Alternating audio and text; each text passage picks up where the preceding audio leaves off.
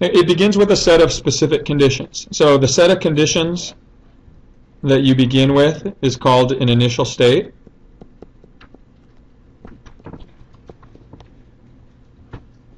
And what you're going to see in the proof form is it's going to be the information that is given. It'll be specified as being the conditions that are given. Okay, but you'll also hear me call it the initial state. Okay, a conjecture. A conjecture is just an educated guess.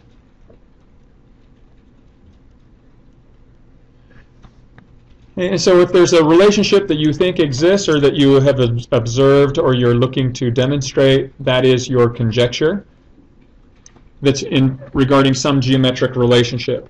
Once you demonstrate that it is logically sound, the conjecture becomes what's called a theorem. It becomes proven. Once you have a proven conjecture, it's no longer an educated guess. It's now a valid statement or relationship. Okay, but this is what you start with. Now you're going to notice as I build this up, it's set up kind of in a pyramid form because this is the foundation, your initial state, and then your conjecture. The conjecture is going to be what your end state. It's what you're looking to reach as your end state.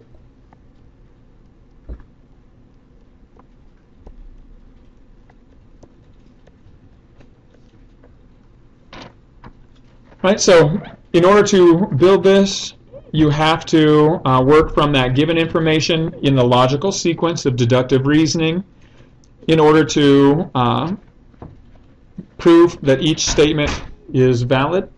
You have to base it on some previously demonstrated relationships.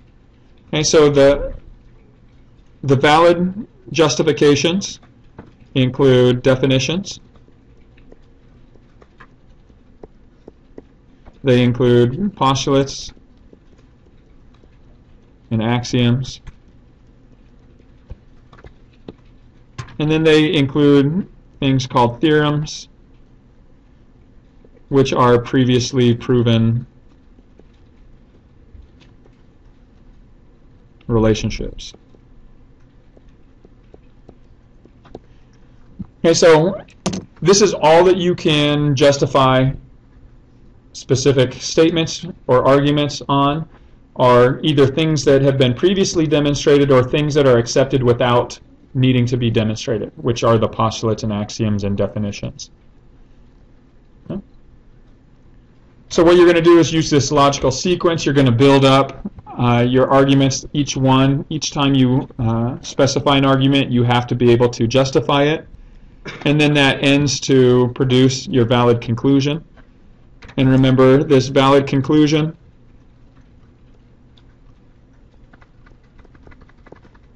it confirms your original conjecture, so that's why it ultimately becomes your end state.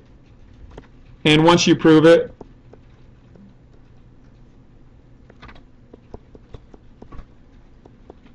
it's called a theorem. Okay, so postulates aren't proven, they're just accepted. Theorems are conjectures that have been proven through formal logic, and you can call them theorems. Okay.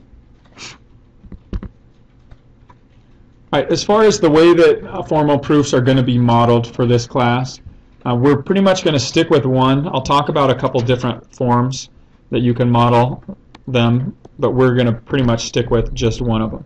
So a paragraph proof just means that you just write something out. So you'd write it with paragraphs, with statements. You justify each statement or argument that you make, but you just write it on a sheet of paper as a paragraph. The very first, Euclid's original Elements, when he did a proof, he used a paragraph proof form. He just explained it in words, justify each of the statements in words, but in that logical sequence. And there's also a flowchart proof. A flowchart proof is one that is set up, again, as a flowchart. You can have, again, the sequence is very clear. It's modeled a little more visually. and you could justify, or you see the justification for moving from one statement to the next, because those justifications will be included in each of the steps as you move along. Again, we won't do these at all, really. You probably won't even really see an example of it. It's just a type of model that exists. The model that we're going to be emphasizing here is the two-column proof, just because of its ease of setting it up. And a two-column proof, in all of these, the logic sequence is the same. There's no difference in how the statements are built from one to the other. The only difference is how they're presented or displayed. And so a two-column proof, what you're going to do is you're going to take whatever your initial state is. It's always justified as being given. And so these two things should never be wrong on any of your proofs. You just rewrite the initial state word for word, and you justify it as the given set of information. And then your proof will work. Again, it's a logical chain of the sequencing in that logical chain until you come to your final conclusion. The final conclusion is just a rewriting of the end state exactly as it appeared in the conjecture. And again, it'll have some justification to it. Okay, but a two-column proof is set up with one column for statements, one column for reasons. Just make sure that you number each one so that you can identify the corresponding reason to justify each of the steps that you go through.